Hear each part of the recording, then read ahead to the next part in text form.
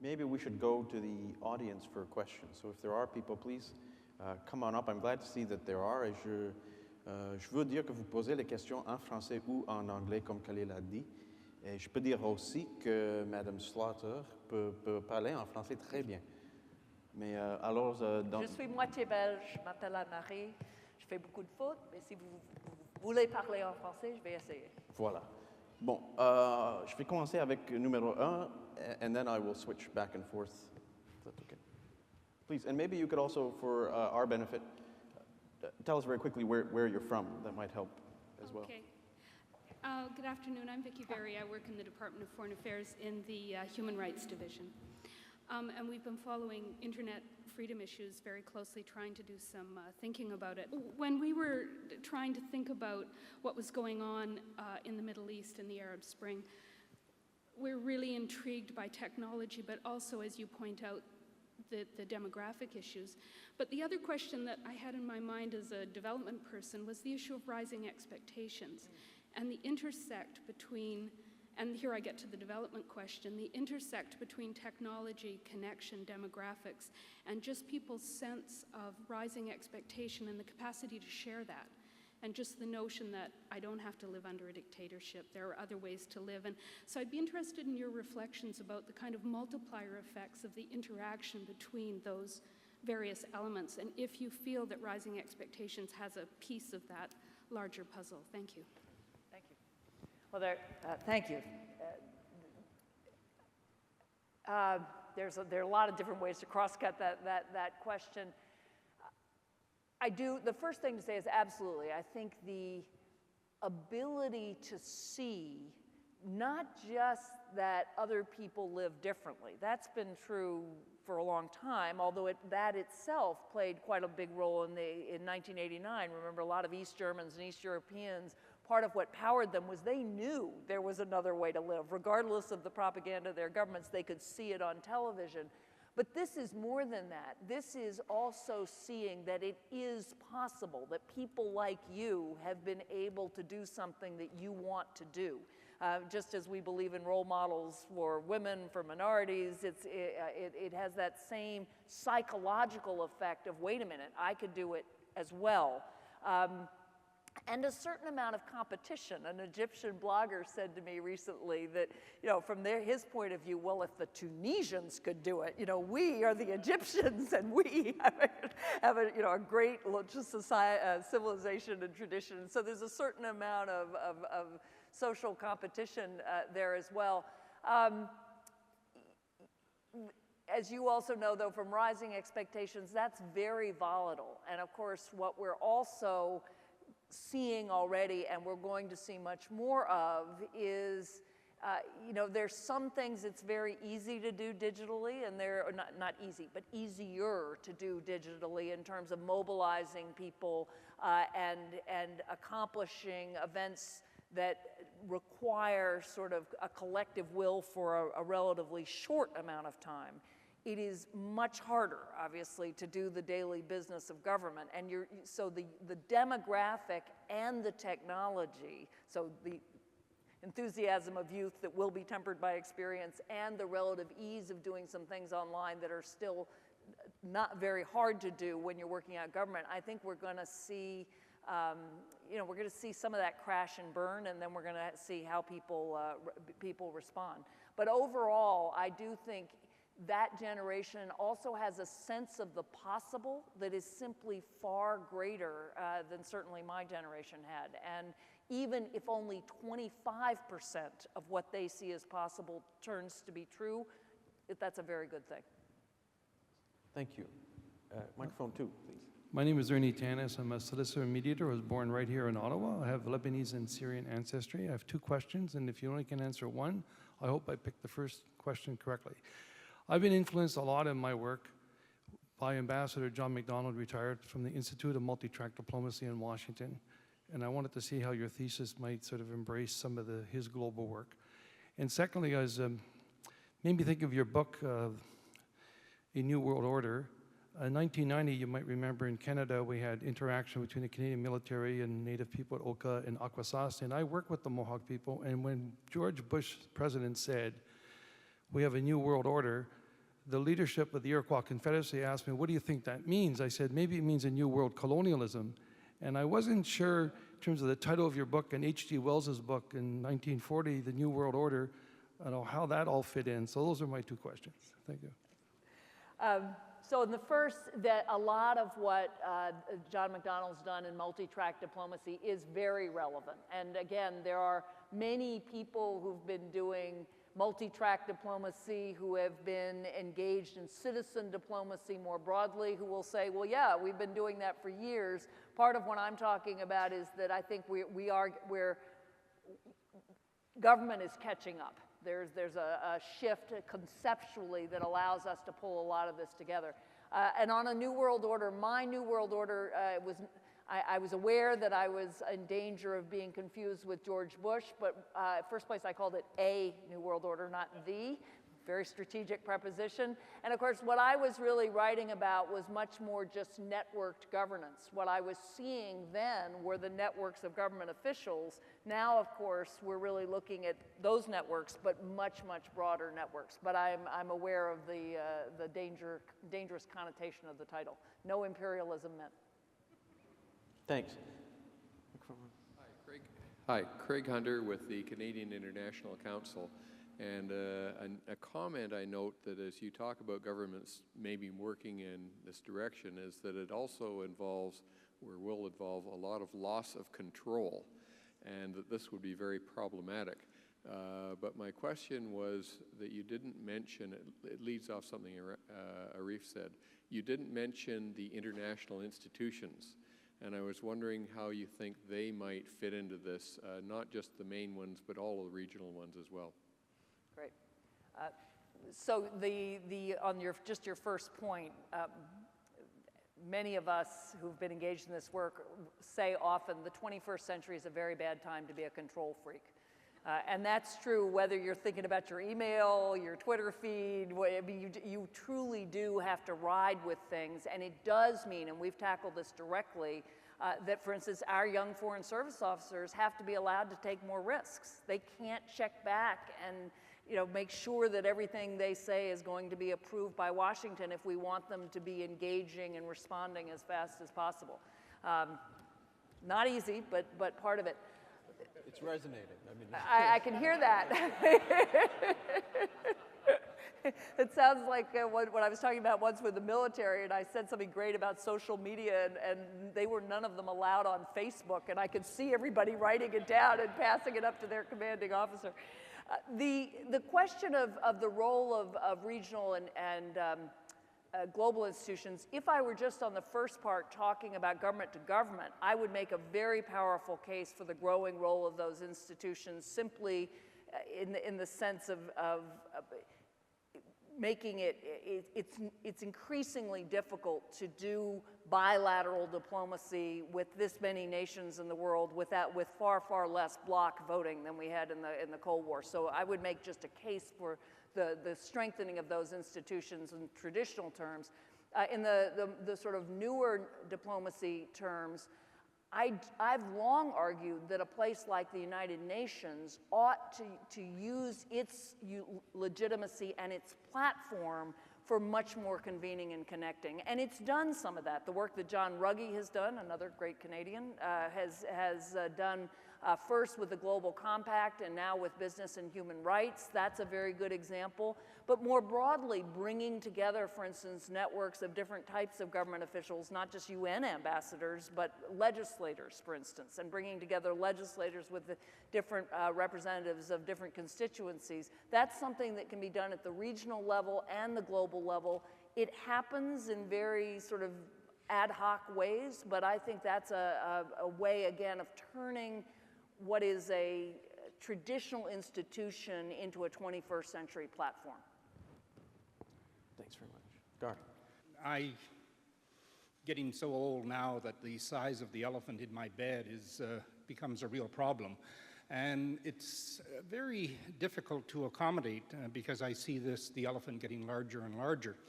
It used to be, and I think it's fair to say that on the personal and on the professional level, no two societies in the world have had closer relationships, and they go back extensively. But what has happened, I think, in the last 2 to 3 decades is that governments have got in the way of those social connections across the border.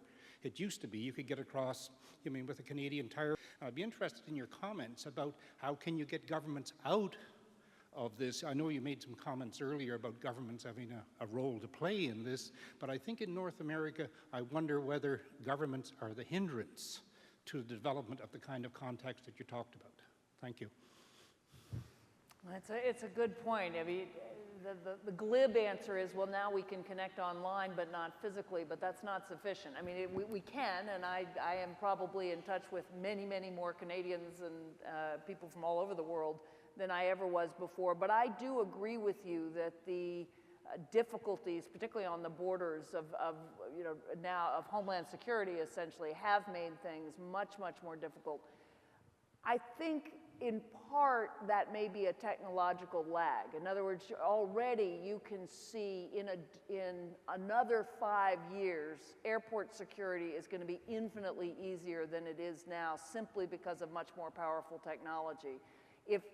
Because there is an understanding that this is counterproductive. I mean, it's counterproductive for U.S.-Canadian relations, but as part of the U.S. State Department, the number of distinguished people we manage to offend mortally or turn away, and you understood that here was a Homeland Security official who worried that if they let somebody in and the worst happened, what was at stake, and yet, of course, from our point of view, here we are trying to build a diplomacy of connections.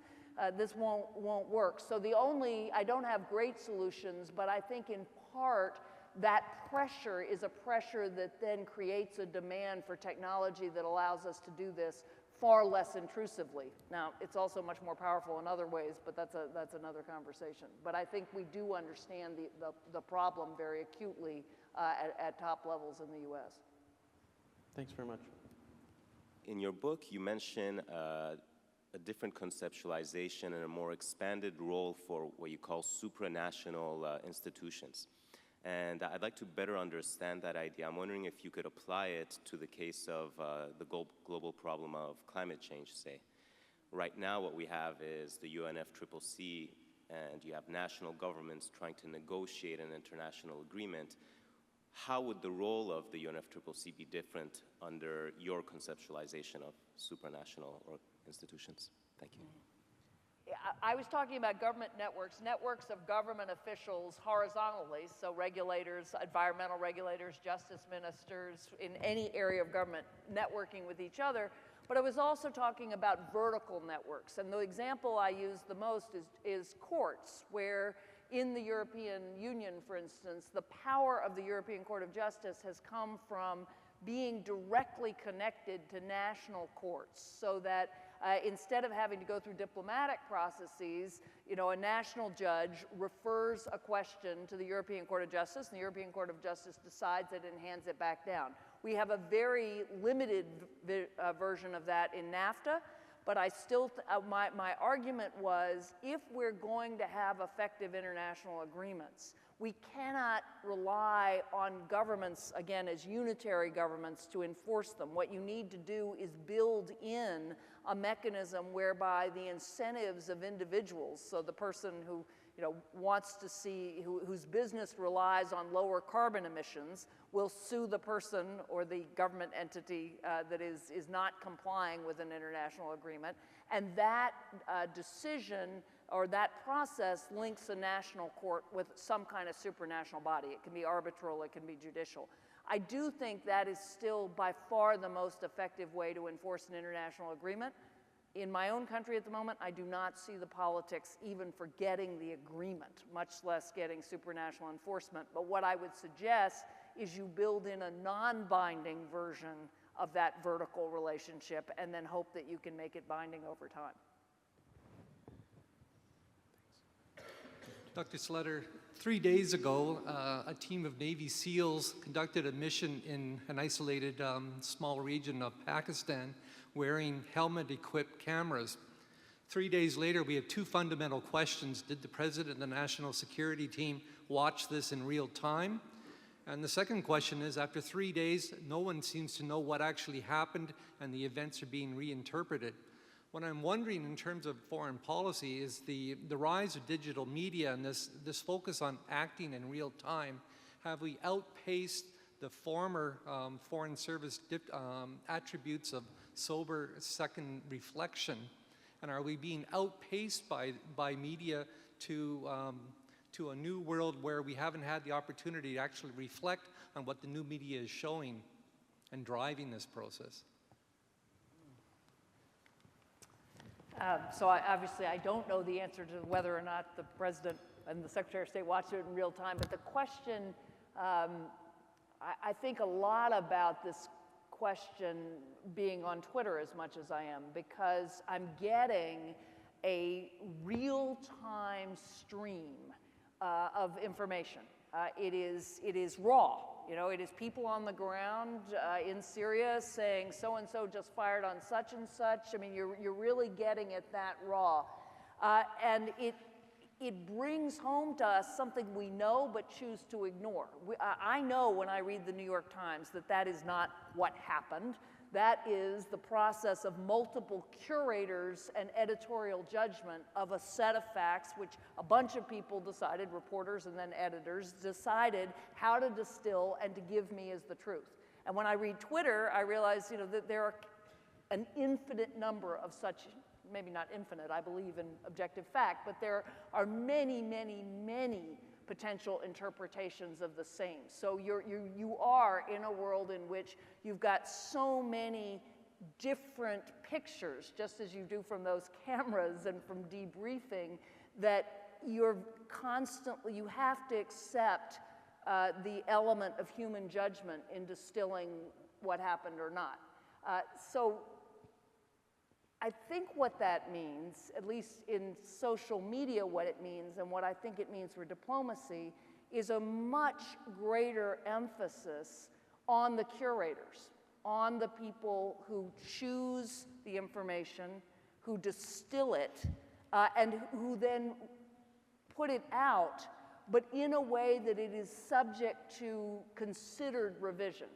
So that, in other words, and I'll make this more concrete. In Twitter, there's a guy named Andy Carvin, who is a senior NPR correspondent, who for 3 months has done nothing but cull tweets from all over the Middle East. He's a trained journalist. He knows about sourcing. He knows about who's reliable, who's not. He sends out about 1,000 tweets a day, and he is if you're reading him, you can be relatively certain that he's at least cross-checked information. But he's not, you know, infallible, but you rely on him because of his judgment and where he's putting his energy. At the same time, when he puts something out, a select number of people can revise it and you can get to some kind of consensus. In diplomacy, the traditional cables of just reporting the news have no point. I mean, I'm much better informed sitting at Princeton reading my email every morning than I was in the State Department. But what is incredibly valuable is the art of curating, and I use the term advisedly, that's the term that is used, of curating, of pulling together, and of reflecting, and of analyzing, and those people are actually more prized than they were before, precisely because the raw material is so much greater. Can I just, I'll get to microphone one. I just wanted to follow up a little bit on that notion, because it does kind of strike at the heart of I think what a lot of our audience is doing here, because they are all practitioners in this area. How do we get even more practical? Because when you talked about reporting and cables, you can see a number of smiles across this room. When we were looking at a number of crises in the Middle East recently, and there was a consular aspect, we also had a number of our consular people saying that we are getting better real-time and reliable information off a lot of websites than we are from our embassies, which was not a criticism of our embassies. It was, in fact, if we did this right, and so curating and managing information, if we did it right, our embassies would have been freed up to do the work that only they could do on the consular side, which had nothing to do with information flow, but actually getting our people on the ground, helping people leave. or protecting them. So is that kind of where you see foreign ministries is going? And so what does that mean for us in practical terms, tying up kind of, do we recruit differently? Do we kind of have different partnerships right from the start? I mean, do you envision a day when the first thing a diplomat does when he gets on the ground, in addition to sort of making the standard calls, he starts saying, okay, so which information networks am I going to partner with on the ground? Yes. I mean, is that? I do. I mean, I've thought a lot about this. And again, with WikiLeaks in the US, it was a terrible thing. It ruptured a number of important relations. But for me, this is about the past of diplomacy much more than the future. Not that it isn't important to have considered judgments, but a lot of the kind of spicy details and that kind of reporting, again, it's not the best use of diplomats' time. I think, as far as I've been able to think through this, and then these are very open questions, I can imagine exactly the young diplomat thinks about, any diplomat thinks about which information networks to plug into, but also, and this is how this comes back to the role you play at home, the diplomat is a more trusted curator than many others would be. In other words, if it were allowed that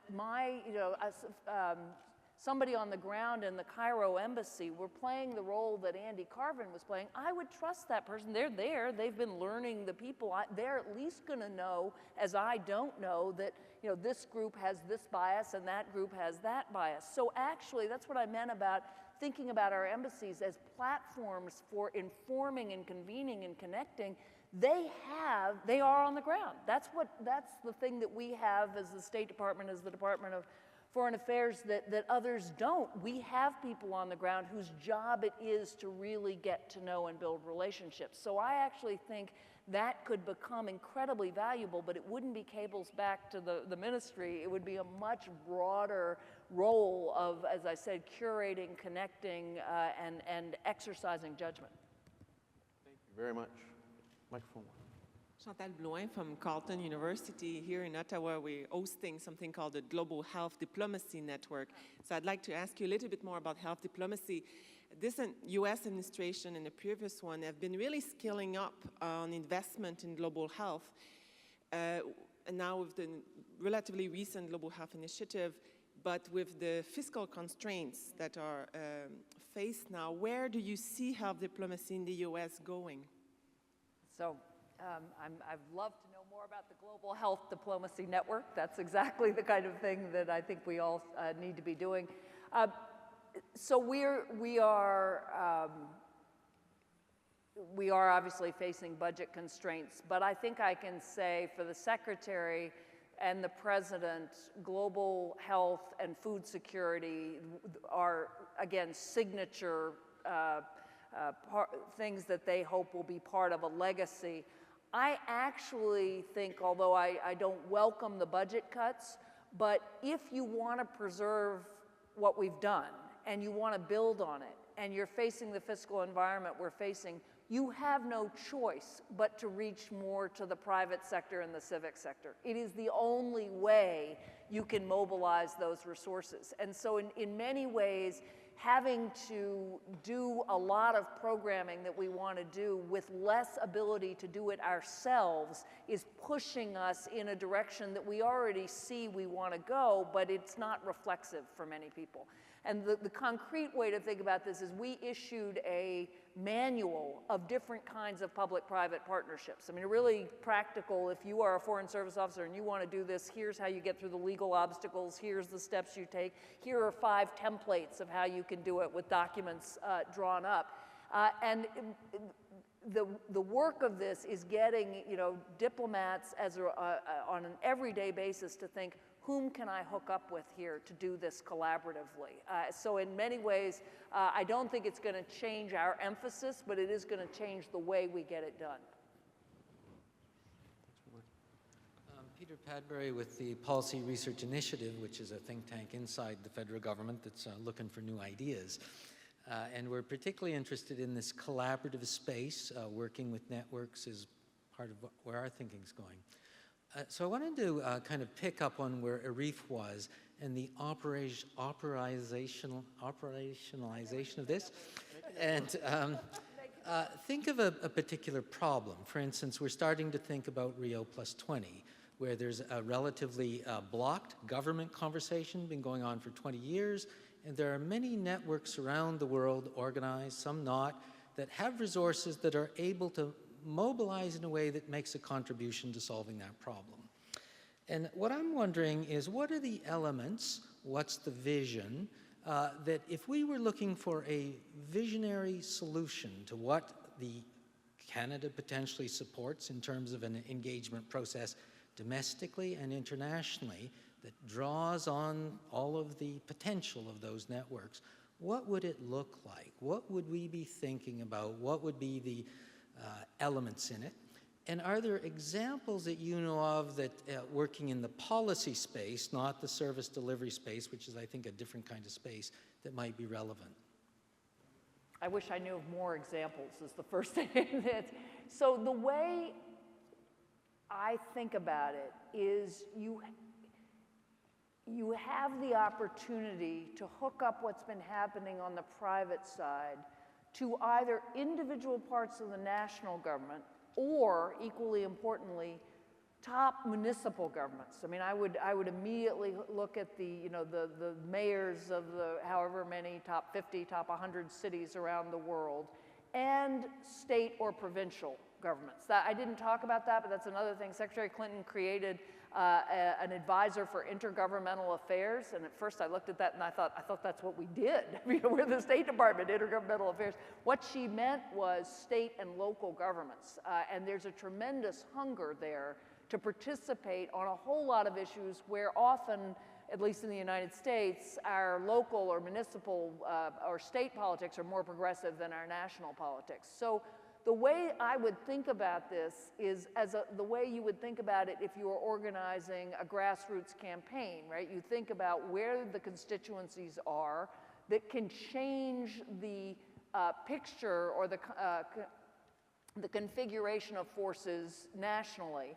And what you try to do then, instead of changing the government position, which isn't likely to happen at Rio Plus 20, but what you could do, if you could connect the private and the sub-governmental networks, and you could say, look, here are 50 cities that are actually implementing this set of policies, or here are a whole group of states and provinces, which again we've done quite a bit of in the US, that gets a different kind of attention than simply, here are the NGO groups and here are the foundations. So that's where I would work, and I do think, will it, these are longer-term strategies, but they're going to change things on the ground in particular places, and I think they'll get much more political attention.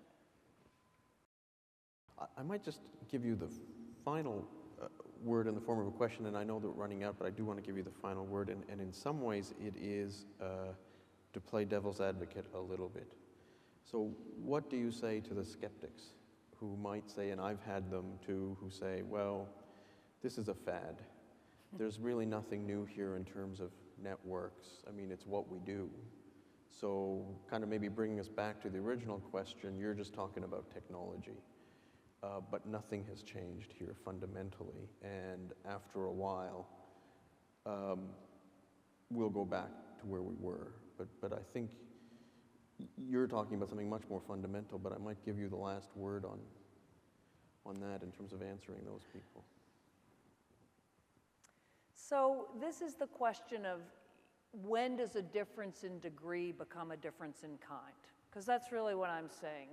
Even when I wrote about government networks, you could go back decade by decade, and every decade somebody would be writing about transnational networks and transnational actors. And in the early 1970s, people were talking about the Catholic Church and Exxon and different environmental movements. So it's not that these things are new, but I am arguing that with the technology, it's a difference in kind because the new generation starts from connection. Separation is the odd thing. Our generation started from separation and thought about making connection. These people, these young people that I teach, and I live online at least part of the time, assume that the starting point is densely interconnected webs. And they think in those terms, which gives them a different sense of possibility. Whereas we thought as individuals and as nations, you know, we grew up in an era where the kind of atomized individual, if you were a Marxist, the alienated atomized individual, and if you were a capitalist, the potential entrepreneurial atomized individual, you know, was the agent in the world. And I think this generation sees it much more in terms of collaboratively, what can we do rather than what can I do, and that is, I think, a difference in kind. Perfect. Thank you very much. Thank you.